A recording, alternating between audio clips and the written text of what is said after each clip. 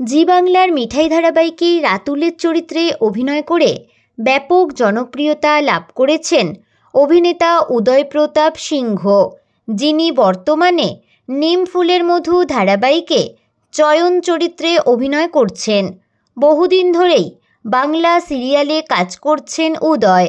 তার সবকটি ধারাবাহিকে পার্শ্ব অভিনেতা হিসাবে দেখা গেছে তাকে।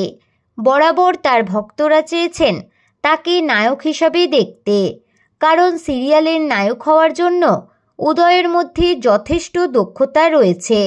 এবার দর্শকের সেই আশা পূরণ হতে চলেছে।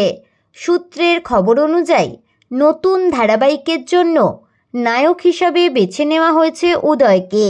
হ্যাঁ, এবার নায়কের চরিত্রে ফিরতে চলেছেন তিনি। অফিসিয়ালি ঘোষণা না হলেও জোর গুঞ্জন টেলিপাড়ায়।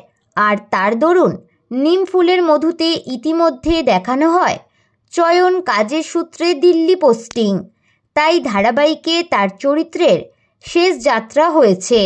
তো বন্ধুরা, বিনোদন জগতের এরকমই নতুন আপডেট পেতে আমাদের চ্যানেল টলিটাউনকে সাবস্ক্রাইব করে পাশে থাকা বেল আইকনে ক্লিক করতে ভুলবেন না।